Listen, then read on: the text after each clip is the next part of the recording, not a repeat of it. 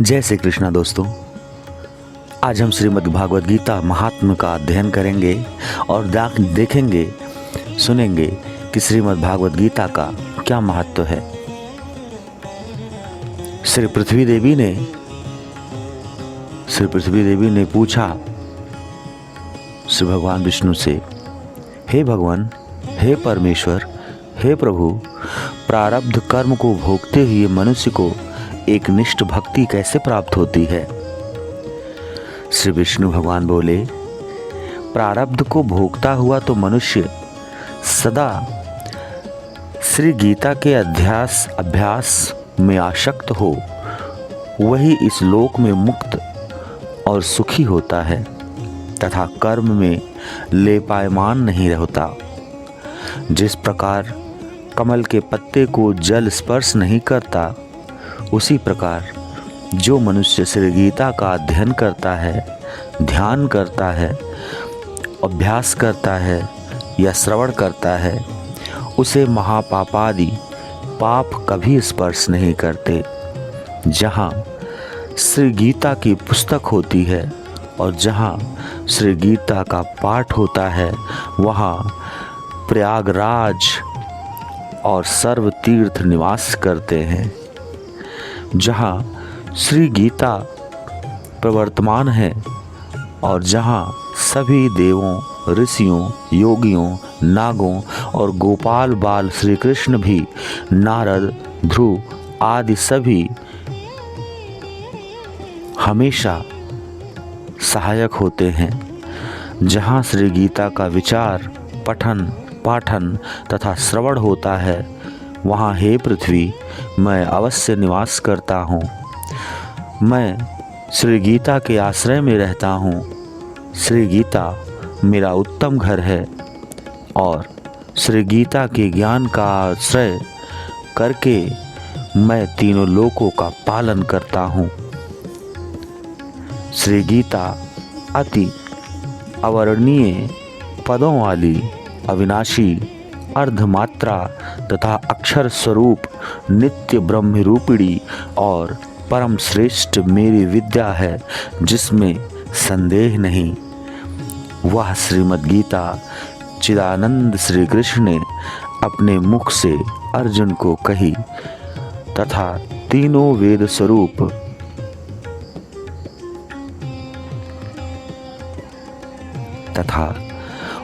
स्वरूप परमानंद स्वरूप तथा तत्व रूप पदार्थ के ज्ञान से युक्त है। जो मनुष्य स्थिर मन वाला होकर नित्य श्री गीता के 18 अध्यायों का जप पाठ करता है, वह ज्ञान रूप सिद्धि को प्राप्त होता है और फिर परम पद को पाता है। संपूर्ण पाठ करने में असमर्थ हो तो आधा पाठ करें तो भी गाय के दान से होने वाला पुण्य प्राप्त करता है, इसमें संदेह नहीं। तीसरे भाग का पाठ करें तो गंगा स्नान का फल प्राप्त होता है और छठवें भाग का पाठ करें तो सोम याग का फल प्राप्त होता है। जो मनुष्य भक्ति युक्त होकर नित्य एक अध्याय का भी पाठ करता है, वह रुद्र लोक को प्राप्त होता है और वहाँ शिव जी का गण बनकर चिरकाल तक निवास करता है। हे पृथ्वी, जो मनुष्य नित्य एक अध्याय, एक श्लोक अथवा श्लोक के एक चरण का पाठ करता है, वह मन्वंतर तक मनुष्यता को प्राप्त करता है। जो मनुष्य गीता के 10, 7, 5, 4, 3, 2, 1 या आधे श्लोक का पाठ करता है, वह अवश्य 10,000 वर्ष तक चंद्रलोक को प्राप्त होता है। गीता के पाठ में लगे हुए मनुष्य की अगर मृत्यु होती है तो वह पशु आदि अधम योनि में ना जाकर पुनः मनुष्य जन्म प्राप्त करता है और वहाँ गीता का पुनः अभ्यास करके उत्तम मुक्ति को पाता है। गीता ऐसे उच्चार के साथ जो मरता है वह सद्गति को पाता है। गीता का अर्थ सुनने में तत्पर बना हुआ मनुष्य महापापी हो तो भी वह वैकुंठ को प्राप्त होता है और मनुष्य के साथ विष्णु के साथ आनंद प्राप्त करता है। अनेक कर्म करके नित्य श्री गीता के अध्याय अर्थ का जो विचार करता है उसे जीवन मुक्त जानो।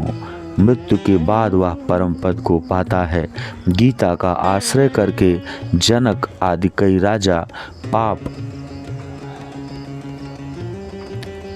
रहित होकर यशस्वी बने और परम पद को प्राप्त हुए। श्री गीता का पाठ करके जो महात्म्य का पाठ नहीं करता उसका पाठ निष्फल होता है और ऐसे पाठ को श्रम रूप कहा जाता है। इस महात्म्य सहित श्री गीता का जो अध्याय करता है वह उसका फल पाता है और दुर्लभ गति को प्राप्त होता है।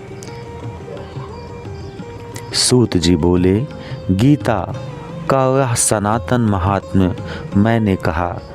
गीता पाठ के अंत में जो इसका पाठ करता है वह उपयुक्त फल प्राप्त करता है। श्री गीता महात्म्य का अनुसंधान देखते हैं कि श्रीमद् गीता का जो महात्म्य है वो कैसे, क्या और कैसा, कितना है। शौनक ऋषि बोले, हे सूत जी, अति पूर्व काल के मुनि श्री व्यास जी के द्वारा कहा हुआ तथा श्रुतियों में वर्णित श्री गीता जी का महात्म्य मुझे भली प्रकार कहिए। सूत जी बोले, आपने तो पुरातन और उत्तम गीता महात्म्य पूछा, वह अतिशय गुप्त है, अतः वह कहने के लिए कोई सामर्थ्य नहीं। गीता महात्म्य को श्री कृष्ण ही भली प्रकार जानते हैं, कुछ अर्जुन जानते हैं तथा व्यास, सुखदेव, याज्ञवल्क्य और जन आदि थोड़ा बहुत जानते हैं। दूसरे लोग कर्णोपकर्ण सुनकर लोक में वर्णन करते हैं। अतः श्री व्यास जी के मुख से मैंने जो कुछ सुना है वह कहता हूँ। जो आप श्री विष्णु भगवान के मुख कमल से निकली हुई है वह गीता अच्छी तरह कंठस्थ करना चाहिए। अतः शास्त्रों के संग्रह से क्या लाभ। श्री गीता धर्म में सर्व ज्ञान की प्रयोजक तथा सर्व शास्त्रमय है। अतः श्री गीता श्रेष्ठ है। जो मनुष्य घोर संसार सागर को तैरना चाहता है उसे गीता रूपी नौका पर चढ़कर सुखपूर्वक पार होना चाहिए। जो पुरुष इस पवित्र गीता शास्त्र को सावधान होकर पढ़ता है वह भय, शोक आदि से रहित होकर श्री विष्णु पद को प्राप्त होता है। जिसने सदैव अभ्यास योग में गीता का ज्ञान सुना नहीं, फिर भी जो मोक्ष की इच्छा करता है वह मूढ़ात्मा बालक की तरह हंसी का पात्र होता है। जो रात दिन गीता शास्त्र पढ़ते हैं अथवा उसका पाठ करते हैं या सुनते हैं उन्हें मनुष्य नहीं अपितु निसंदेह देव ही जाने।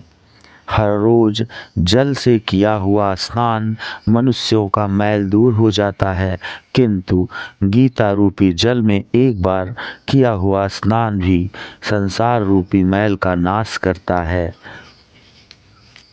जो मनुष्य स्वयं गीता शास्त्र का पठन पाठन नहीं जानता, जिसने अन्य लोगों से वह नहीं सुना है, स्वयं को उसका ज्ञान नहीं है, जिसको उस पर श्रद्धा नहीं है, भावना भी नहीं है, वह मनुष्य लोक में भटकते हुए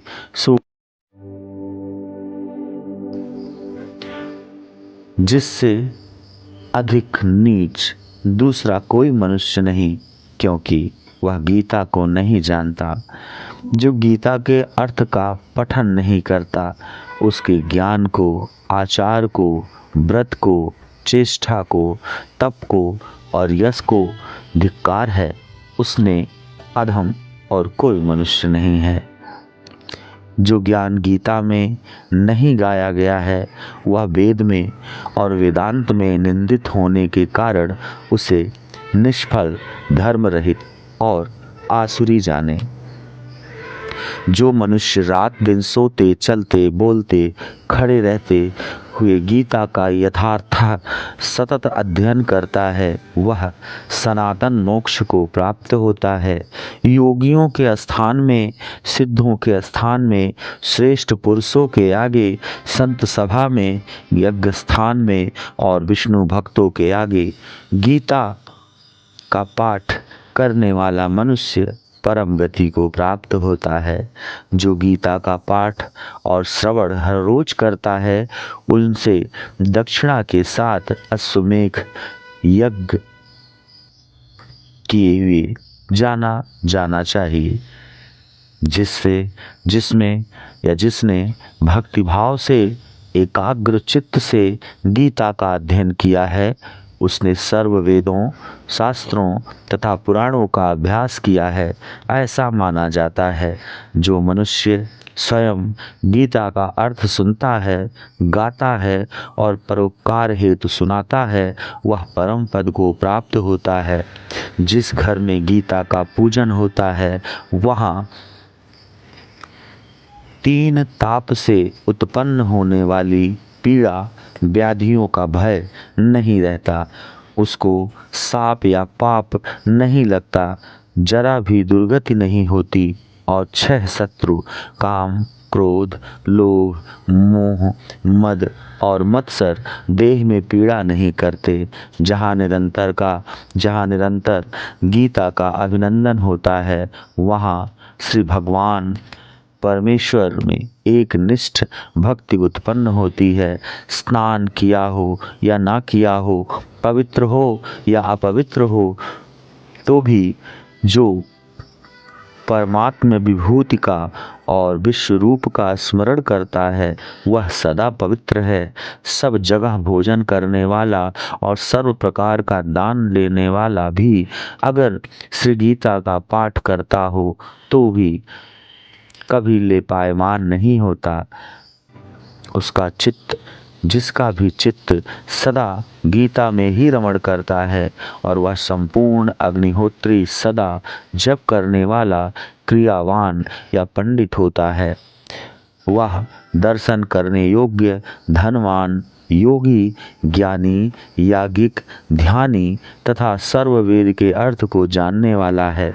जहाँ गीता की पुस्तक का नित्य पाठ होता रहता है, वहाँ पृथ्वी पर प्रयागराज तथा सर्व तीर्थ निवास करते हैं।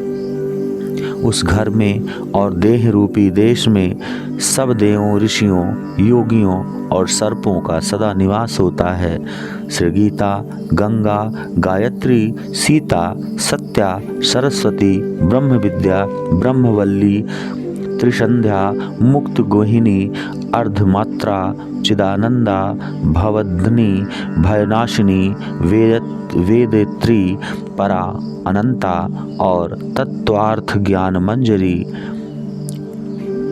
अर्थात तत्व रूपी अर्थ के ज्ञान का भंडार।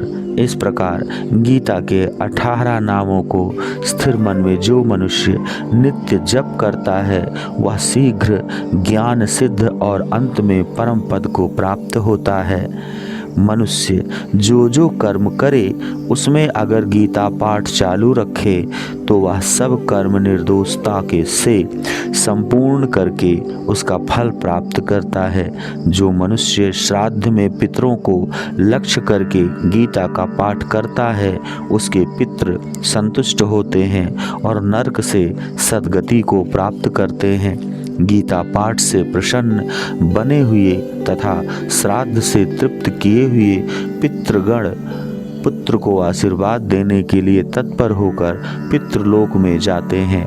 जो मनुष्य गीता को लिखकर गले में, हाथ में या मस्तक पर धारण करता है उसके सर्व विघ्न रूप दारुण उपद्रवों का नाश होता है।